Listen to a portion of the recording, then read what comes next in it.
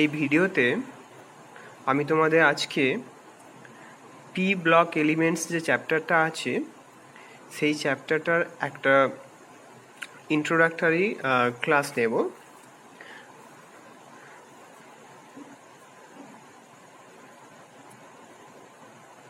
P block elements.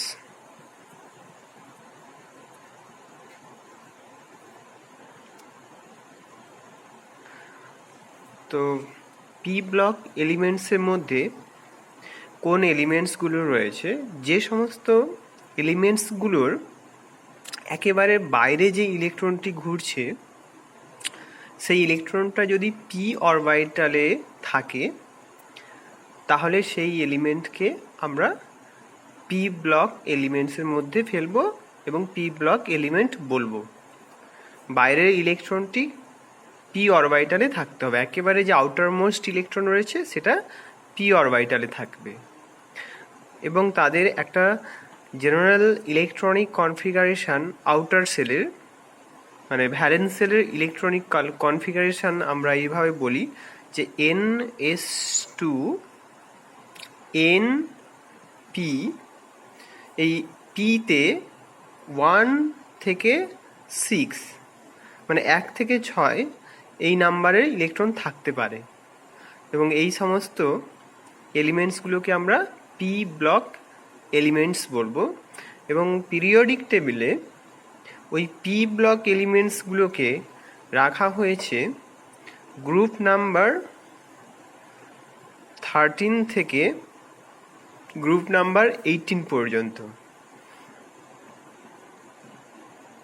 এই 13, 14, 15, 16, 17, 18 এই 6টা গ্রুপে সমস্ত পি ব্লক এলিমেন্টসগুলোকে রাখা হয়েছে। তো এবারে দেখে নেওয়া যাক যে ওই এলিমেন্টসগুলো কী কী। প্রতিটা গ্রুপ ওয়াইজ ওই এলিমেন্টসগুলো আমি লিখছি, দেখো।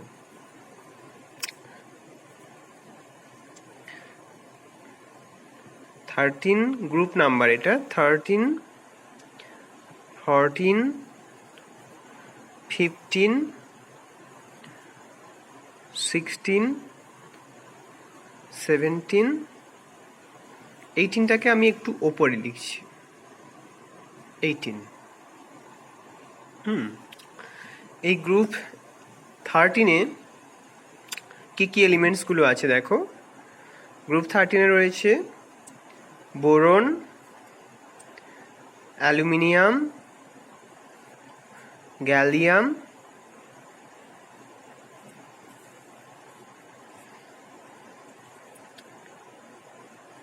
ইন্ডিয়াম আর থ্যালিয়াম, TL, থ্যালিয়াম। এরা হচ্ছে গ্রুপ 13। এইদিকে হচ্ছে গ্রুপ নাম্বার, এই বরাবর গ্রুপ নাম্বার আর এই বরাবর রো নাম্বার। এটা হচ্ছে second row period. Row number মানে period, second period, third period, fourth period, fifth period, এটা সেকেন্ড, থার্ড, ফোর্থ, এটা হচ্ছে ফিফথ পিরিয়ড, এটা হচ্ছে সিক্সথ পিরিয়ড, ওকে। এবারে এটা গ্রুপ 13-এর এলিমেন্টসগুলো আমি লিখে দিয়েছি। এবারে গ্রুপ 14-এ রয়েছে কার্বন, সিলিকন, জার্মেনিয়াম, টিন এবং লেড। আচ্ছা, গ্রুপ 15-এ রয়েছে নাইট্রোজেন, ফসফরাস, আর্সেনিক, অ্যান্টিমনি এবং বিসমাথ। গ্রুপ 16-এ রয়েছে oxygen, sulphur, selenium, tellurium, polonium. Group 17-এ রয়েছে আমরা সবাই জানি হ্যালোজেনগুলো, ফ্লুরিন, ক্লোরিন, ব্রোমিন, আয়োডিন ও অ্যাটিস্টাইন এটি। আচ্ছা, গ্রুপ 18-এ রয়েছে প্রথমে helium, neon, argon, krypton, xenon, radon. Okay, তো এবারে আমাদের অনেক সময় প্রয়োজন হয়ে থাকে এদের অ্যাটমিক নাম্বারগুলো কি, কত অ্যাটমিক নাম্বার। তো সেটা সবসময় তো এই পুরো টেবিলটাতে মনে রাখা সম্ভব নয়, তবে আমি যেভাবে করি সেটা হচ্ছে আমি এই যে সেকেন্ড পিরিয়ড, এই পিরিয়ডের অ্যাটমগুলোর অ্যাটমিক নাম্বার মনে রাখি। এটা সবাই তোমরা জানো যে বোরনের অ্যাটমিক নাম্বার 5, 6, 7, 8, 9, 10 এবং এটার ক্ষেত্রে 2 হিলিয়ামের।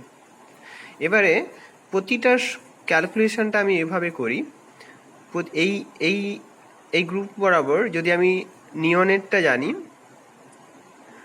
তো আর্গনেরটা ক্যালকুলেট করতে গেলে ওর সাথে আমি 8 যোগ করব।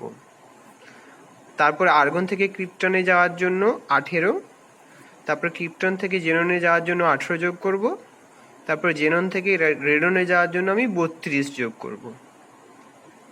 তো এইভাবে প্রতিটা পিরিয়ডে প্রতিটা গ্রুপে অ্যাটমিক নাম্বারগুলো কিন্তু খুব সহজে ক্যালকুলেট করে নেওয়া যাবে। যেমন ধরো নিয়নের ক্ষেত্রে 10, তার সাথে 8 যোগ করো, আর্গনের 18, 18-র সাথে ক্রিপ্টনে যাওয়ার জন্য আরও 18 যোগ করো, 36, 36 প্লাস 18, 54, 54 প্লাস 32 হলে রেডনের অ্যাটমিক নাম্বার হয়ে যাবে 86। সেরকমভাবেই ধরো একইভাবে আমি ক্যালকুলেট করে দিচ্ছি, বোরনের 5, তার সাথে 8 যোগ করো, তাহলে 13 হচ্ছে অ্যালুমিনিয়াম, তার সাথে 18 যোগ করলে গ্যালিয়াম হবে, 18 যোগ করো তাহলে এটা হবে 31, তার সাথে আবার একবার 18 যোগ করলে ইন্ডিয়ামের বেরিয়ে যাবে, তাহলে এটা হচ্ছে 49, তার সাথে 32 যোগ করলে যেটা হবে সেটা হচ্ছে 81, হচ্ছে থ্যালিয়ামের অ্যাটমিক নাম্বার। তো এইভাবে প্রতিটা গ্রুপে তোমরা অ্যাটমিক নাম্বারগুলো খুব সহজেই বের করতে পারবে। এবারে আমি আরেকটা করে দিচ্ছি, গ্রুপ 17-এ অ্যাটমিক নাম্বারগুলো কিভাবে বের করবে। একই রকমভাবে এই ফ্লোরিন 9, তার সাথে 8 যোগ করো, ক্লোরিনের হবে 17, তারপর 17-এর সাথে 18 যোগ করো, 35 ব্রোমিন, আয়োডিনে আসবে আবার 18 যোগ করলে, তাহলে কত হবে 353। আচ্ছা, তারপরে অ্যাডস্টাইনে তাহলে আবার 53-র সাথে 32 অ্যাড করো, 32 অ্যাড করলে দাঁড়াচ্ছে 85। এইভাবে প্রতিটা অ্যাটমিক নাম্বার আমরা খুব সহজেই বের করে নিতে পারবো। তাহলে মনে রাখবে 8, 18, 18, 32 এটা হচ্ছে মনে রাখার জিনিস, তাহলেই তোমরা সমস্তগুলোর ক্ষেত্রে বের করে নিতে পারবে। তারপরে একটা জিনিস দেখো, এই যে 5 বোরনের, তো বোরনের অ্যাটমিক নাম্বার 5 আর এটার ইলেকট্রনিক কনফিগারেশন হচ্ছে 1s2, 2s2, 2p1। এই 2 মানে হচ্ছে বেসিক্যালি এটা সেকেন্ড পিরিয়ড এলিমেন্ট। দেখো এই সেকেন্ড পিরিয়ড মানে হচ্ছে n = 2, থার্ড পিরিয়ড হচ্ছে n = 3, ফোর্থ পিরিয়ড হচ্ছে n = 4, ফিফথ পিরিয়ডে n = 5, সিক্সথ পিরিয়ডে n = 6। এবং এই 13 এই যে গ্রুপের প্রতিটি এলিমেন্টসের আউটার সেলের ইলেকট্রনিক কনফিগারেশনটা হচ্ছে ns2 np1। n = 2 বসিয়ে দেখো বোরনের ক্ষেত্রে 2s2 2p1 হবে, 2s2 2p1। অ্যালুমিনিয়ামের ক্ষেত্রে আউটার সেলে ইলেকট্রনিক কনফিগারেশন হবে 3s2 3p1। এতে গ্যালিয়ামের ক্ষেত্রে 4s2 4p1। এই যে ইলেকট্রনিক কনফিগারেশনটা আমি লিখছি, এটা বেসিক্যালি ভ্যালেন্স সেলের ইলেকট্রনিক কনফিগারেশন। এটা খুবই ইম্পর্টেন্ট, তার কারণ কেমিক্যাল রিয়াকশনগুলো সমস্ত ভ্যালেন্স সেলের ইলেকট্রনের সাথে মানে ইলেকট্রনের পার্টিসিপেশনে হয়ে থাকে। তো ইন্ডিয়ামের ক্ষেত্রে দেখা যাবে 5s2 5p1, আর টেলুরিয়ামের ক্ষেত্রে হচ্ছে 6s2 6p1। এইভাবে আমরা সমস্ত এলিমেন্টসের আউটার সেলের মানে ভ্যালেন্স সেলের ইলেকট্রনিক কনফিগারেশনগুলো আমরা বের করে নিতে পারবো। এবারে গ্রুপ 13 হয়ে গেল। গ্রুপ 14-এ যখন যাচ্ছি, তার আউটার সেল মানে ভ্যালেন্স সেলের ইলেকট্রনিক কনফিগারেশনের জেনারেল যেটা হবে ফর্মুলা, সেটা হচ্ছে ns2 np2। দেখো এই গ্রুপ 13 থেকে গ্রুপ 14-এ যখনই আমি যাচ্ছি একটা পার্টিকুলার রোতে পিরিয়ডে, তখন একটা এক্সট্রা ইলেকট্রন অ্যাড হয়ে যাচ্ছে এবং সেটা p অরবিটালে অ্যাড হচ্ছে। সেই রকমভাবেই যখন আমি গ্রুপ 15-এ যাচ্ছি, তখন হচ্ছে ns2 np3। গ্রুপ 16-এর ক্ষেত্রে ns2 np4। হ্যালোজেন সিরিজটা গ্রুপ 17-এ রয়েছে ns2 np5। এবং যদি তুমি এই হিলিয়ামটাকে বাদ দাও, বাদ বাকিগুলো হচ্ছে ns2 np6। এদের ক্ষেত্রে অক্টেটটা ফুলফিল হয়ে আছে, তাই এরা খুব একটা রিয়াকশানে টেক পার্ট করে না, তবে কিছু কিছু রিয়াকশানে টেক পার্ট করে খুব মানে এক্সট্রিম কন্ডিশন ইউজ করলে। এবারে দেখো আরেকটা জিনিস আমি তোমাদের বলে দিই, যখনই তোমরা এই মানে পি ব্লকের এই যে পুরো টেবিলটা আমি তোমায় এখনই দেখাচ্ছি, এখানে কিন্তু ওপরের দিকে থাকছে নন মেটালগুলো আর নিচের দিকে থাকছে মেটালগুলো। এই মেটাল, এই নিচের দিকের মেটাল আর উপরের দিকে নন মেটাল, এর মাঝ বরাবর কয়েকটা এলিমেন্টস রয়েছে, 7টা এলিমেন্টস রয়েছে যারা কিনা মেটালয়েড। পুরো পিরিয়ডিক টেবিলে টোটাল 7টা মেটালয়েড রয়েছে, মানে যাদের ক্যারেক্টারটা মেটাল আর নন মেটালের মিশিয়ে। তো সেটা হচ্ছে এই বোরন নন মেটাল, তারপরে সিলিকন জার্মেনিয়াম এই দুটো নন মেটাল, তারপরে আর্সেনিক আর অ্যান্টিমনি এই দুটো নন মেটাল রয়েছে, ঠিক আছে। তারপরে রয়েছে টেলুরিয়াম আর অ্যাটিস্টাইন, ঠিক আছে। তো এই যে আমি যেগুলোকে রেড মার্ক করছি, এরা বেসিক্যালি এই পি ব্লক মানে পুরো পিরিয়ডিক টেবিলেই এই যে 7টা এলিমেন্টস আমি মার্ক করলাম, এরা নন মেটাল, এটা মনে রাখতে হবে। প্রথমে boron, silicon, germanium, arsenic, antimony, tellurium আর অ্যাটিস্টাইন। আচ্ছা, এবারে একটা কথা বলো যে কোনো একটা পার্টিকুলার এলিমেন্টের ম্যাক্সিমাম অক্সিডেশন স্টেট কত হবে? ম্যাক্সিমাম অক্সিডেশন স্টেট তত হবে না আউটার সেল মানে ভ্যালেন্স সেলে যতগুলো ইলেকট্রন থাকবে, ওই ভ্যালেন্স সেলের সমস্ত ইলেকট্রনগুলো লুজ করলে তবেই না সে ম্যাক্সিমাম অক্সিডেশন স্টেট দেখাতে পারবে। যেহেতু আমাদের এই গ্রুপ 13-এর ভ্যালেন্স সেলে দেখো 3টে ইলেকট্রন রয়েছে, প্রতিটা এলিমেন্টারি গ্রুপ 13-এর প্রতিটা এলিমেন্টারি ভ্যালেন্স সেলে দেখো 3টে করে ইলেকট্রন রয়েছে, তাই এদের জেনারেল অক্সিডেশন স্টেট হচ্ছে +3। গ্রুপ 13-এর জেনারেল অক্সিডেশন স্টেট হচ্ছে +3। তেমনই করে গ্রুপ 14 মানে হচ্ছে কার্বন ফ্যামিলি, এটাকে বলা হয় বোরন ফ্যামিলি। গ্রুপ 13-কে বোরন ফ্যামিলি বলা হয়, এটাকে কার্বন ফ্যামিলি বলা হয়, আর এইভাবে চলতে থাকে, আর এটাকে হ্যালোজেন ফ্যামিলি বলা হয়। অলরাইট, তাহলে এই কার্বন ফ্যামিলি বা গ্রুপ 14 এদের জেনারেল অক্সিডেশন স্টেট হচ্ছে +4, ঠিক আছে। আর নাইট্রোজেন এই ফ্যামিলিতে মানে গ্রুপ 15-এ এদের জেনারেল অক্সিডেশন স্টেট হচ্ছে +5। অথবা মানে +5 অক্সিডেশন স্টেট কখন হবে? 5টা ইলেকট্রন ছেড়ে দেওয়ার পর, মানে 5টা ইলেকট্রন লুজ করার পরে। তার থেকে বেশি সহজ হবে এদের ক্ষেত্রে যে 3টে ইলেকট্রন নিয়ে নেওয়া, অক্টেট পূরণ করা।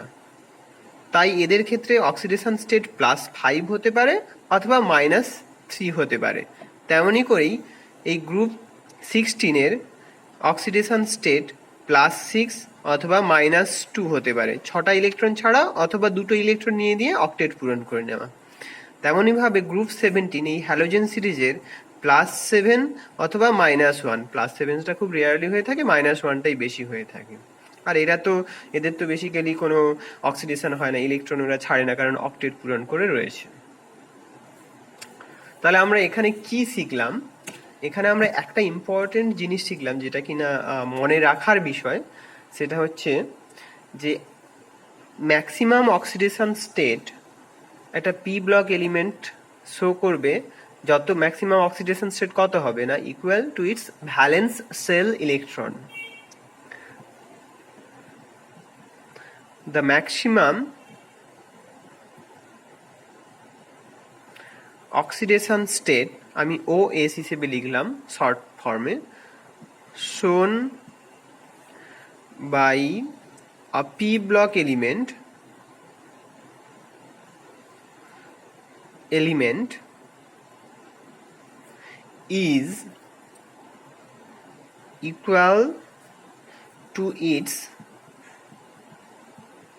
valence cell electron। এর বেশি দেখাতে পারে না, কারণ ভ্যালেন্স সেলে যতগুলো ইলেকট্রন আছে ম্যাক্সিমাম অতগুলো ইলেকট্রনই লুজ করতে পারে একটা এলিমেন্ট। তাই maximum oxidation state is equal to the number of electron in the valence cell। ঠিক আছে, এরপরে আমি যেটা বলবো সেটা খুবই ইম্পর্টেন্ট, এবং এই পি ব্লক চ্যাপ্টারটা through out the P block chapter ওই একটা এফেক্টই, ওই একটা এফেক্ট দিয়ে কিন্তু সমস্ত অ্যানোমেলাস নেচার এক্সপ্লেন করা হবে। সেটা হচ্ছে oxidation state and inert pair effect. খুব ইম্পর্টেন্ট এটা। Oxidation state and inert pair effect। Basically আমি হাইলাইট করতে চাইছি এই ইনার্ট পেয়ার এফেক্ট, এই কথাটার ওপর। এইটা খুব ভালোভাবে আমাদের বুঝতে হবে। এটা খুব ভালোভাবে বুঝতে হবে। আচ্ছা, প্রথমেই বলে দেই, এই যে ইনার্ট পেয়ার এফেক্ট, এই ইনার্ট পেয়ার এফেক্টটা শুধুমাত্র এই তিনটে মানে গ্রুপ 13, 14 আর 15, এই তিনটে গ্রুপেই অবজার্ভ করা যায়। তাহলে গ্রুপ 13 থেকে গ্রুপ 15, এই যে তিনটে গ্রুপ আছে, এই তিনটে গ্রুপেই ইনার্ট পেয়ার এফেক্টটা অবজার্ভ করা হয়। Boron family, carbon family and nitrogen ফ্যামিলিতে।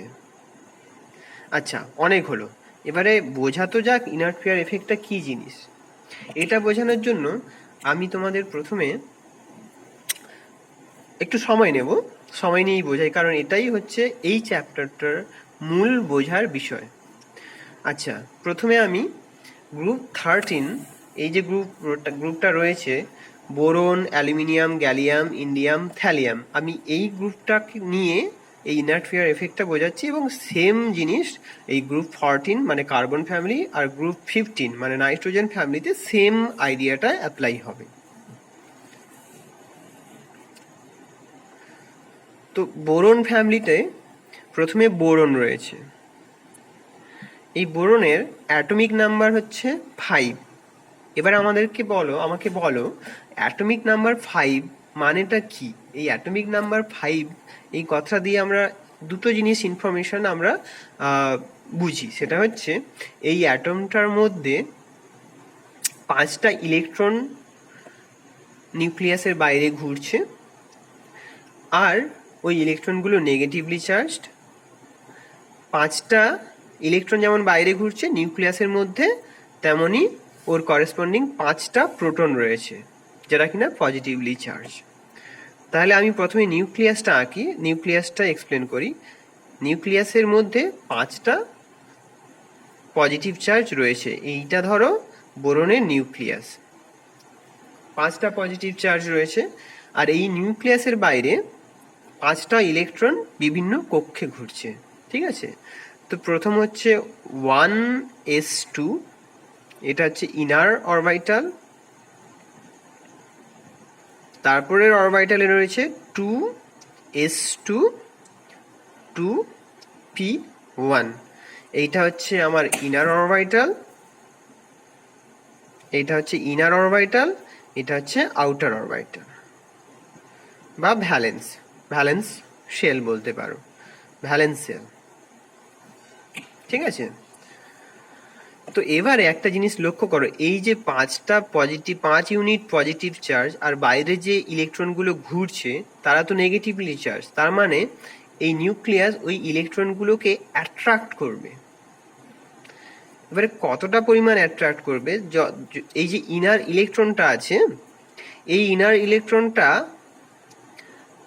ধরো এই আউটার সেলে যারা ঘুরছে তাদেরকে এই ইনার ইলেকট্রনটা কিছুটা রিপিল করবে, কারণ দুটোই নেগেটিভলি চার্জ, তাদেরকে রিপিল করবে, কিন্তু নিউক্লিয়াস আবার তাদেরকে অ্যাট্রাক্ট করছে। তার মানে এই ইনার ইলেকট্রনটার জন্য অ্যাকচুয়ালি যতটা পরিমাণ অ্যাট্রাক্ট করতে পারতো এই 5টা পজিটিভ চার্জ নিউক্লিয়াস, ততটা কিন্তু হবে না। তার মানে এফেক্টিভ যে নিউক্লিয়ার চার্জ জেড এফেক্টিভ,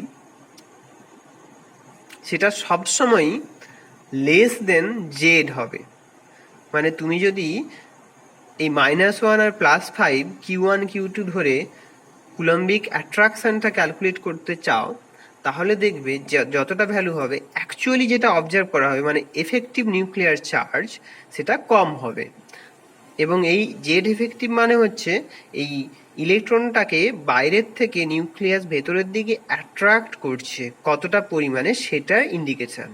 এটা যত বেশি হবে তত বেশি অ্যাট্রাক্ট করে ধরে রাখবে, ঠিক আছে। এই গেল বোরন। এবারে বোরন থেকে যখন তুমি অ্যালুমিনিয়ামে যাবে, অ্যালুমিনিয়ামে কত অ্যাটমিক নাম্বার, অ্যালুমিনিয়ামের 13, অ্যালুমিনিয়ামের 13, তার মানে হচ্ছে অ্যালুমিনিয়ামের নিউক্লিয়াসে 13টা পজিটিভ চার্জ রয়েছে এবং বাইরে 13টা ইলেকট্রন ঘুরছে। তাদের মধ্যে 1s2-তে 2টো ইলেকট্রন ঘুরছে,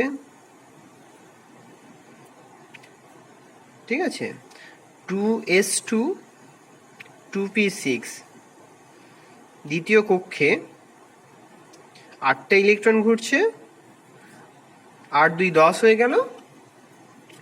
আর বাইরের কক্ষে 3টে, সেটা হচ্ছে 3s2 3p1, এই 3টে ইলেকট্রন ঘুরছে। তার মানে দেখো এই ভেতরে যারা কিনা এই এফেক্টিভ নিউক্লিয়ার চার্জটাকে কমিয়ে দিচ্ছে, ঠিক আছে, এই যে ইনার অরবিটাল যারা কিনা এফেক্টিভ নিউক্লিয়ার চার্জটাকে কমিয়ে দিচ্ছে, তারা ইলেকট্রনের পরিমাণ বেশি, কিন্তু সাথে সাথে তো নিউক্লিয়ার চার্জও বেড়েছে, 13 ইউনিট এখন নিউক্লিয়ার চার্জ হয়ে গেছে, পজিটিভ চার্জ, ঠিক আছে। কিন্তু এই যে দেখো এই যে পি অরবিটালের যে ইলেকট্রনটি রয়েছে আর এস অরবিটালে ইলেকট্রন রয়েছে, এরা এসটা তো স্ফেরিক্যাল আর পিটা তো ডাম্বেল শেপড। এই ডাম্বেল শেপড হওয়ার জন্য বেশি ডিফিউজড, এবং তার জন্য এই যে পি অরবিটালে ইলেকট্রন ও অতটা স্ক্রিন করতে পারবে না, মানে অতটা পরিমাণে এই পজিটিভ চার্জটাকে স্ক্রিন করতে পারবে না। তাই এই যে বাইরের ইলেকট্রনটা, এই বাইরের ইলেকট্রনটা কে যে অ্যাট্রাক্ট করছে নিউক্লিয়াসটা, তার পরিমাণটা অনেক বেশি হবে, ঠিক আছে, তার পরিমাণটা বেশি হবে। এবারে কার রেসপেক্টে বেশি হয় বলছি আমি, বোরনের রেসপেক্টে। কারণ বোরনে ভেতরে ইলেকট্রনটা এস অরবিটালে ছিল, যেটা কিনা স্ফেরিক্যাল সাইজ, একদম আইডিয়াল, মানে একদম পুরো ঘিরে ধরে রেখেছে পজিটিভ চার্জটাকে।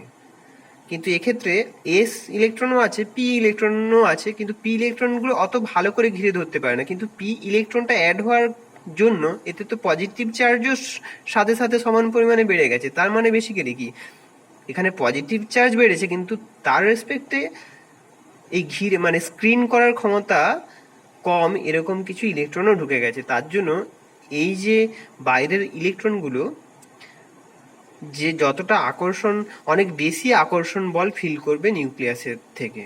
তাহলে আমি যদি বলি যে এটা হচ্ছে জেড এফেক্টিভ অফ বোরন আর এটা হচ্ছে জেড এফেক্টিভ অফ অ্যালুমিনিয়াম, তাহলে আমরা এখানে এটা কনক্লুড করতে পারছি যে effective nuclear charge of boron is less than effective nuclear charge of aluminium. খুব সুন্দরভাবে আমরা এটা বুঝতে পারলাম, আশা করছি তোমরা বুঝতে পেরেছো। আচ্ছা, এবারে আমি বোরন অ্যালুমিনিয়াম হয়ে গেল, গ্যালিয়ামের দিকে যাচ্ছি। এবারে গ্যালিয়ামের অ্যাটমিক নাম্বার কত? গ্যালিয়ামের হচ্ছে 31। ওই অ্যাটমিক নাম্বার ক্যালকুলেশনের ওটা করে রাখবে, তাহলেই খুব সহজে পেয়ে যাবেন। এবারে এখানে দেখো 31 অ্যাটমিক নাম্বার হচ্ছে, তার মানে নিউক্লিয়াসে 31টা পজিটিভ চার্জ রয়েছে। আর বাইরের কক্ষে প্রথমে রয়েছে 1s2, তারপরে রয়েছে 2s2 2p6, তারপরে রয়েছে 3s2 3p6 আর 3d10, তারপরে রয়েছে 4s2 4p1। এই দেখো এখানে এই যে ডি অরবিটালে 10টা ইলেকট্রন ঢুকেছে, এই ডি অরবিটালের 10টা ইলেকট্রন নিউক্লিয়ার চার্জকে কিন্তু খুব খারাপভাবে স্ক্রিন করে, মানে খুব একটা ভালোভাবে স্ক্রিন করতে পারে না। তার জন্য এই পজিটিভ চার্জটা এই বাইরের ইলেকট্রনগুলোকে খুব ভালোভাবে অ্যাট্রাক্ট করে ধরে রাখতে পারে। এবারে তোমাদেরকে একটা কথা বলি যে কোন অরবিটালটা কেমনভাবে স্ক্রিন করতে পারবে, সেটা হচ্ছে স্ক্রিনিং পাওয়ার হচ্ছে এস অরবিটালের সব থেকে বেশি, কারণ ও স্ফেরিক্যাল শেপড, আইডিয়াল, একদম ঘিরে ধরে রাখবে পজিটিভ চার্জটাকে, বাইরের ইলেকট্রনগুলোকে আকর্ষণ করতেই দেবে না। তারপরে হচ্ছে পি, তারপরে হচ্ছে ডি, তারপরে হচ্ছে এফ। এই এ একদমই দুর্বল, এ কিন্তু একেবারেই স্ক্রিন করতে পারে না, খুব কম পরিমাণ স্ক্রিন করতে পারে। তো এই ডি অরবিটাল ইলেকট্রন ঢুকে গেছে, খুব একটা ভালো স্ক্রিন করতে পারে না, গার্ড করতে পারে না। কিন্তু ওর জন্য নিউক্লিয়ার চার্জ কিন্তু বেড়ে গেছে, নিউক্লিয়ার চার্জ কিন্তু মানে সমান পরিমাণে বেড়ে গেছে, 10টা ডি ইলেকট্রনের জন্য 10টা নিউক্লিয়ার চার্জ কিন্তু বেড়ে গেছে। তাই এক্ষেত্রে এই যে বাইরের ইলেকট্রনগুলোকে অ্যাট্রাক্ট করবে নিউক্লিয়াস, সেই অ্যাট্রাকশনের পরিমাণটা কিন্তু অনেক বেশি হয়ে যায়। জেড এফেক্টিভ অফ গ্যালিয়াম সেটা কিন্তু এই বোরন আর অ্যালুমিনিয়ামের থেকেও বেশি। ঠিক আছে, তাহলে আমরা এখানে লিখতে পারি যে এইরকমভাবে আমরা লিখতে পারি যে জেড এফেক্টিভ অফ গ্যালিয়াম হচ্ছে বোরন আর অ্যালুমিনিয়ামের থেকে বেশি। সিমিলারলি আমরা দেখব ইন্ডিয়ামের ক্ষেত্রে। ইন্ডিয়ামের অ্যাটমিক নাম্বার কত? ইন্ডিয়ামের অ্যাটমিক নাম্বার হচ্ছে 49। তাহলে ওর নিউক্লিয়াসে কতগুলো চার্জ হচ্ছে? 49 পজিটিভ চার্জ রয়েছে নিউক্লিয়াসে। ঠিক আছে, আর তার বাইরে 49টা ইলেকট্রন ঘুরছে এরকম। প্রথমে হচ্ছে 1s2, তারপর হচ্ছে 2s2 2p6, তারপরে রয়েছে 3s2 3p6 3d10। ঠিক আছে, তারপর হচ্ছে 4s2 4p6 4d10, তারপরে রয়েছে 5s2 5p1। ইন্ডিয়ামের ক্ষেত্রে এই দুটো হচ্ছে আউটার সেলের ইলেকট্রন।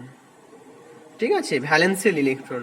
আর যেহেতু দেখছো এই যে দুটো কক্ষে এই যে ডি অরবিটালগুলো রয়েছে এবং প্রতিটা ডি অরবিটাল 10টা করে ইলেকট্রন ক্যারি করে রয়েছে, ঠিক আছে। তো এরা তো খুবই পোর স্ক্রিনার বলতে পারো, খুব কম পরিমাণে স্ক্রিন করে নিউক্লিয়ার চার্জকে। তার জন্য এই যে 49 পজিটিভ চার্জ এরা কিন্তু খুব টাইটলি এদেরকে ধরে থাকে, অ্যাট্রাক্ট করে থাকে বাইরের ইলেকট্রনগুলোকে। তাহলে এবং সেটা দেখতে পাচ্ছ এক্ষেত্রে মাত্র 10টা ডি ইলেকট্রন ছিল, কিন্তু এই মানে গ্যালিয়ামের ক্ষেত্রে 10টা ডি ইলেকট্রন আর ইন্ডিয়ামের ক্ষেত্রে 20টা ডি ইলেকট্রন এসে গেছে। তার মানে অনেকটা বেশি পরিমাণে অ্যাট্রাক্ট করে রাখছে বাইরের ইলেকট্রনকে ইন্ডিয়ামের ক্ষেত্রে। তাহলে আমরা বলতে পারি যে জেড এফেক্টিভ মানে এফেক্টিভ অ্যাট্রাকশন ওই নিউক্লিয়াস বাইরের ইলেকট্রনটাকে যে পরিমাণ করছে সেটা ইন্ডিয়ামের ক্ষেত্রে আরও বেশি। সেইভাবে আমরা দেখব যে থ্যালিয়াম মানে টিএল এর অ্যাটমিক নাম্বার কত? এর অ্যাটমিক নাম্বার হচ্ছে 81। তার মানে এক্ষেত্রে আমাদের নিউক্লিয়াসে 81টা পজিটিভ চার্জ রয়েছে। এই 81টা পজিটিভ চার্জ কিভাবে তার ইলেকট্রন দিয়ে ইলেকট্রন সজ্জাটা দেখো, 1s2, তারপর রয়েছে 2s2, 2p6, তারপর রয়েছে 3s2, 3p6, 3d10, তারপরের কক্ষে রয়েছে 4s2, 4p6, 4d10, তারপর রয়েছে 5s2, 5p6, 5d10, 5d10 আর 6s2, 6p1। এখানে আর একটা জিনিস ঢুকে গেছে খুব ইম্পর্টেন্ট, যেটা সেটা হচ্ছে 4f10 ল্যান্থানাইডগুলো এখানে চলে এসেছে। 4f10 নয়, 4f14। তাহলে দেখতে পাচ্ছ চারটে অরবিটালে 10টা মানে চারটে জায়গাতে চারটে কক্ষে ডি অরবিটাল 10টা করে ইলেকট্রন ক্যারি করছে। অ্যাডিশনালি 4f14 ইলেকট্রনস এসে গেছে। এই 14 যে ইলেকট্রনস ডি অরবিটালে ইলেকট্রনস তো পোর স্ক্রিন করে, এফ অরবিটালে ইলেকট্রনগুলো আরোই কম স্ক্রিন করতে পারে। তার জন্য এই যে থ্যালিয়ামের এই বাইরের ইলেকট্রনগুলো রয়েছে 6s2 আর 6p1, তাদের সাথে এই কি বলে নিউক্লিয়াসের অ্যাট্রাকশনটা এতই বেশি হয়ে থাকে, ঠিক আছে, থ্যালিয়াম এত বেশি অ্যাট্রাক্ট করে রাখে যে এই যে 6s স্ফেরিক্যাল অরবিটাল এই 6s এইটাকে কোনো কিছুতেই টেক পার্ট করতে দেয় না, খুব মানে দৃঢ়ভাবে আকর্ষণ করে নিউক্লিয়াসের সাথে আকর্ষণ করে রেখে দেয়। তাই এই যে 6s এটা কোনো কিছুতে টেক পার্ট করে না, কোনো রিয়াকশানে টেক পার্ট করতে দেয় না। তো তাই এই যে ইলেকট্রন পেয়ারটাকে আটকে রেখে ইনার্ট করে দিচ্ছে, এই ঘটনাটাকে বলা হয় inert pair effect. Inert pair effect. তাহলে বুঝতে পারছো যে যেহেতু এফ অরবিটাল এসে গেছে, তাই এফেক্টিভ নিউক্লিয়ার চার্জটা খুব পরিমাণে বেড়ে গেছে হঠাৎ করে। এবং এই হঠাৎ করে বেড়ে যাওয়ার জন্য এই যে 6s2 এই আউটার মোস্ট সেলের ইলেকট্রন, এই 6s2 এই ইলেকট্রন পেয়ারটা খুব দৃঢ়ভাবে আবদ্ধ রয়ে গেছে এবং এটা কোনো রিয়াকশানে টেক পার্ট করতে পারে না, তাই এটাকে ইনার্ট বলা হয়। এবং এই ঘটনাটাকে ওই অ্যাকর্ডিংলি নাম দেওয়া হয়েছে ইনার্ট পেয়ার এফেক্ট।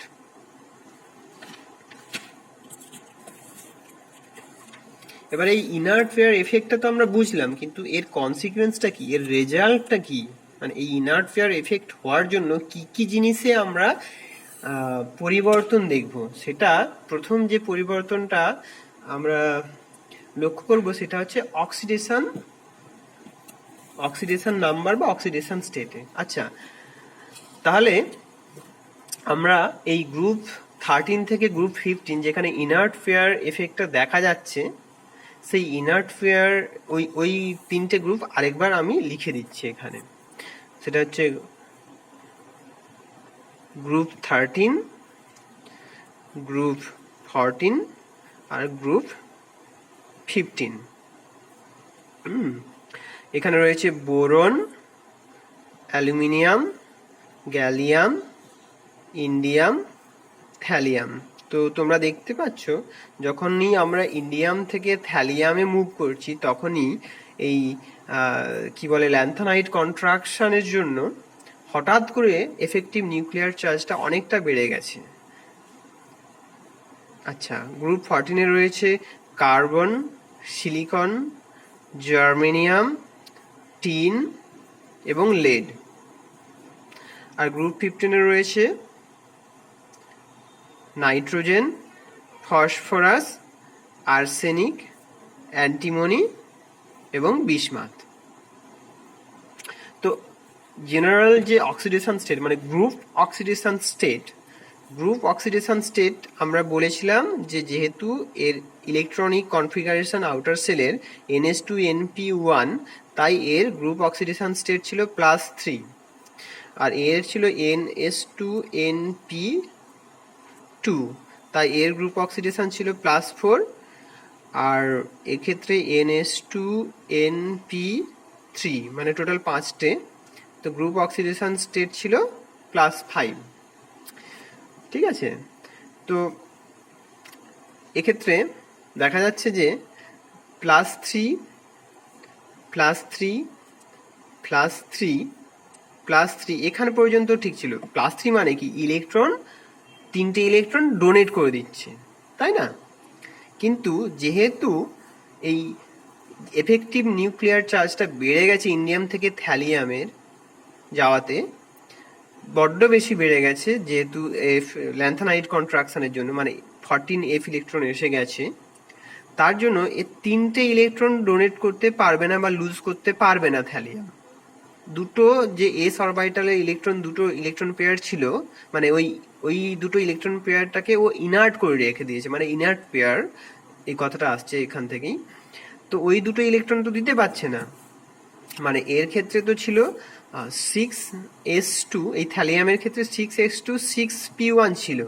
এই দুটো ইলেকট্রন ও ডোনেট করতে দেবে না বা লুজ করতে দেবে না, তাহলে এই ম্যাক্সিমাম কত অক্সিডেশন স্টেট দেখাতে পারবে? +1। সিমিলারলি এক্ষেত্রে এরা সবাই +4 অক্সিডেশন স্টেট দেখাবে, +4 +4 +4 +4। কিন্তু লেডের ক্ষেত্রে বাইরের দিকে দেখো 6s2 6p2, এস অরবিটালে এই দুটো ইলেকট্রনকে, লেডের ক্ষেত্রে এই এস অরবিটালে এই দুটো ইলেকট্রনকে ও খুব জোরে অ্যাট্রাকশন ফোর্স দিয়ে আটকে রেখে দিচ্ছে, ও ডোনেট করতে দেবে না। তাহলে ম্যাক্সিমাম অক্সিডেশন স্টেট কত দেখাবে? +2। মানে ইনার্ট পেয়ার এফেক্টের জন্য একদম যে সিক্সথ পিরিয়ড এই যে মেটালগুলো রয়েছে তাদের অক্সিডেশন স্টেট 2 ইউনিট করে কমে যাচ্ছে, কারণ ওই ইনার্ট পেয়ারটার জন্য 2 ইউনিট করে কমে যাচ্ছে। সিমিলারলি গ্রুপ 15-এর ক্ষেত্রে তোমরা দেখো +5 +5 +5 +5 ইনার্ট পেয়ার এফেক্টের জন্য 2 ইউনিট কমে যাবে, মানে +3। কি ব্যাপারটা, মানে মিনিংটা এরকম, মানে বোঝাটা এরকম যে 6s2 6p3 হচ্ছে এর আউটার সেলের কনফিগারেশন, আর সেক্ষেত্রে এই ইনার্ট পেয়ার এফেক্টের জন্য 6s2 এই যে দুটো ইলেকট্রন এই দুটো ডোনেট করতে দেবে না, তো এই 3টে ও ম্যাক্সিমাম ডোনেট করতে দেবে। তাহলে হচ্ছে বিসমাথের ক্ষেত্রে ম্যাক্সিমাম যে অক্সিডেশন স্টেট হচ্ছে +3। তার মানে আমরা কি দেখলাম এখানে, যে due to inert pair effect, আমি শর্টে লিখলাম IPE, inert pair effect, oxidation state of elements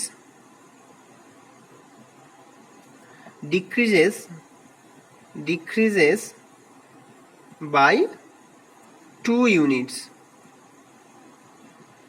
দেখো জেনারেল অক্সিডেশন স্টেট +3 যেখানে, ঠিক আছে, সেক্ষেত্রে থ্যালিয়ামের ক্ষেত্রে এসে +1 হয়ে গেল।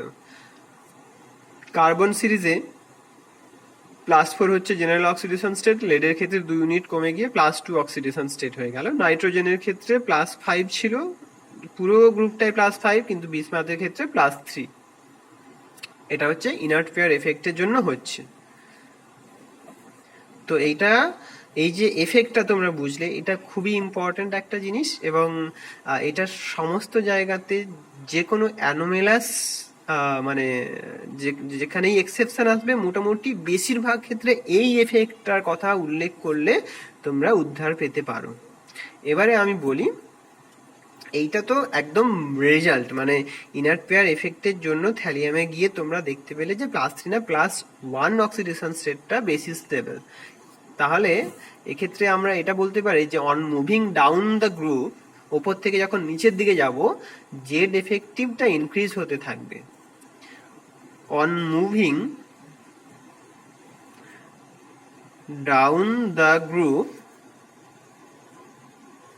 জেড এফেক্টিভ মানে এফেক্টিভ নিউক্লিয়ার চার্জ, যেটা কিনা বাইরের ইলেকট্রনগুলোকে অ্যাট্রাক্ট করে রাখে, জেড এফেক্টিভ, এই Z effective increases.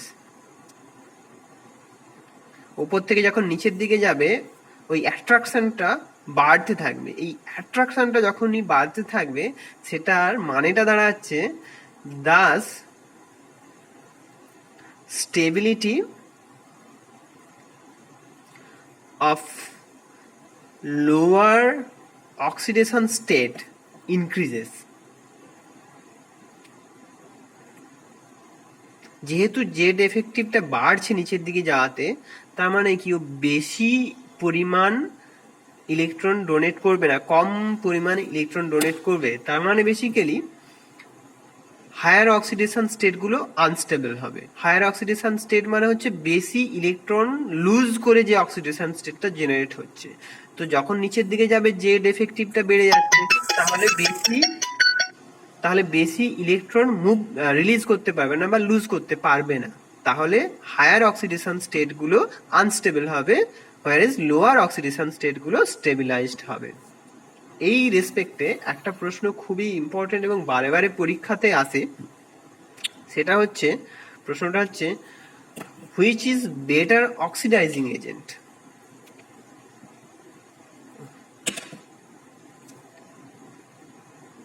Which is better oxidising agent, কার কার মধ্যে, যে Sn+4 না lead+4।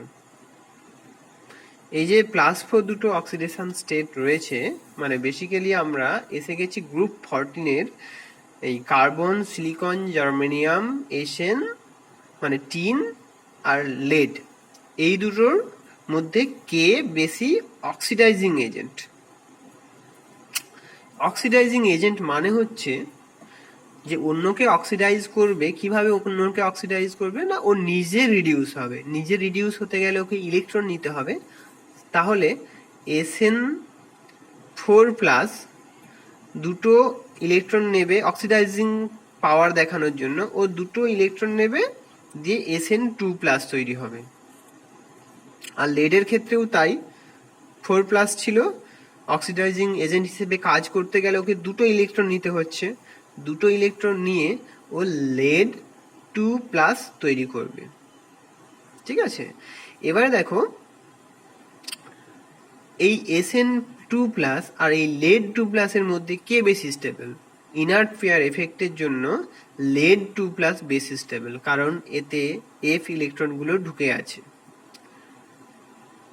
ঠিক আছে, তার মানে Sn+2 থেকে যখন এটা বেশি স্টেবল, তার মানে বেসিক্যালি Pb+4টা বেশি আনস্টেবল দেন Sn+4।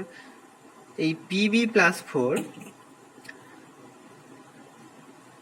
এই Pb মানে lead+4 is more unstable than Sn+4। যে যত বেশি আনস্টেবল হবে, আনস্টেবল মানে কি, এই যে আনস্টেবল আমি কথাটা উল্লেখ করেছি এখানে, এটা কি পারপাসে উল্লেখ করেছি, আনস্টেবল মানে উইথ রেসপেক্ট টু মানে অক্সিডেশন স্টেট, অক্সিডেশন স্টেটের respect.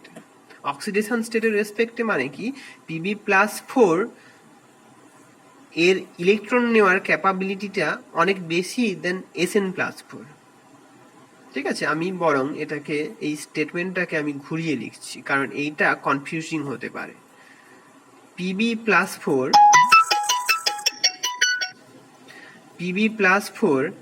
has greater electron accepting tendency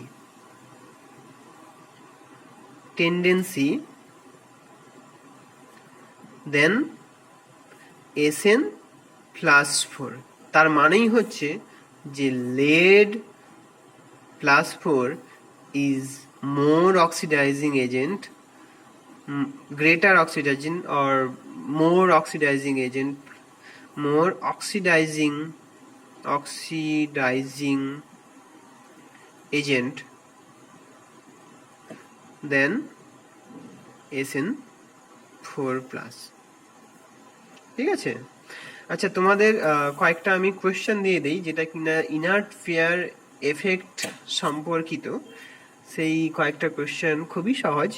তোমরা যদি ইনার্ট ফেয়ার এফেক্ট এটা বুঝতে পারো তাহলে এই কোয়েশ্চেনগুলো খুব সহজেই আনসার করতে পারবে। Arrange the following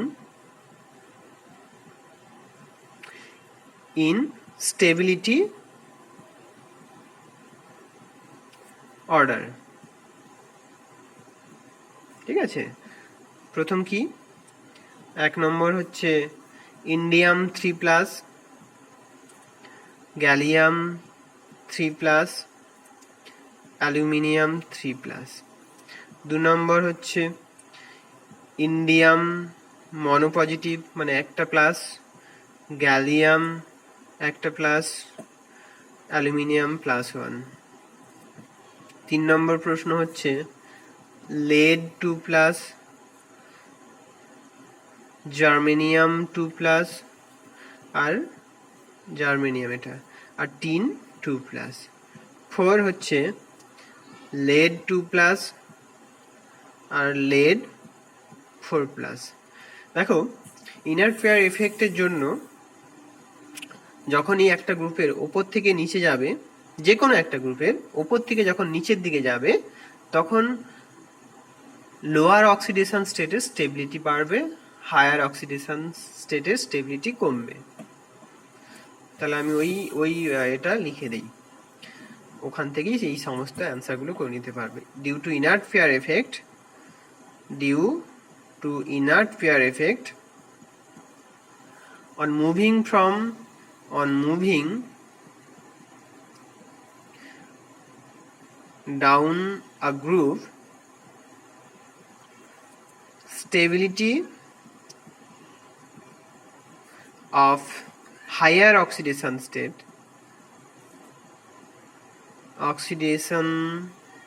state decreases and stability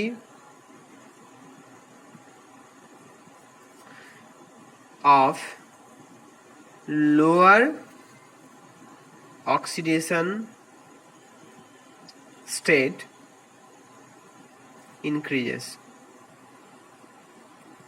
আইডিয়াটা হলো ইনার্ট ফেয়ার এফেক্টের জন্য ও বাইরের ইলেকট্রনগুলোকে ছাড়তে চাইবে না, মানে লুজ করতে চাইবে না। ছাড়তে চাইবে না মানে অক্সিডেশন স্টেট বাড়বে না, কম অক্সিডেশন স্টেট থাকবে। আর ইনার্ট ফেয়ার এফেক্ট বা জেট এফেক্টিভ নিউক্লিয়ার চার্জ নিচের দিকে বাড়তে থাকবে। তার মানে বেসিক্যালি হায়ার অক্সিডেশন স্টেট নিচের দিকে যত যাবে তত কমতে থাকবে স্টেবিলিটিটা, লোয়ার অক্সিডেশন স্টেটের স্টেবিলিটিটা বাড়তে থাকবে। এই বোরন সিরিজে সব থেকে বেশি প্রশ্ন আসে পি ব্লক থেকে, তাই আমি কয়েকটা লেকচার নেব এই বোরন ফ্যামিলিটাকে ডেসক্রাইব করার জন্য। তো বেসিক্যালি এই যে বোরন এই ফ্যামিলিতে তোমার গ্যালিয়াম, ইন্ডিয়াম এবং থ্যালিয়াম, এই যে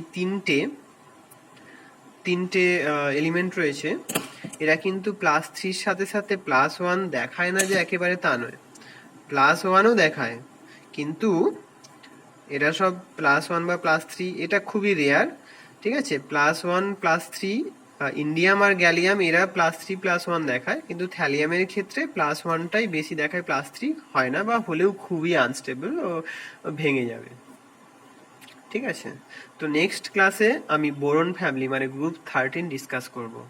তো আশা করি তোমরা এই ইনার্ট পেয়ার এফেক্ট এবং তার করেসপন্ডিং অক্সিডেশন স্টেটের যে চেঞ্জটা হচ্ছে বা স্টেবিলিটিটা পার্থক্য হচ্ছে সেটা বুঝতে পেরেছো। তো এই ইনার্ট পেয়ার এফেক্ট এই এই ডিসকাশনটাকে কাজে লাগিয়ে আমরা অ্যাটমিক সাইজ বা আয়োনাইজেশন এনার্জি বা ইলেকট্রোনেগেটিভিটি বা মেটালিক ক্যারেক্টার এই সমস্ত কিছু ডিসকাস করব নেক্সট ক্লাসে।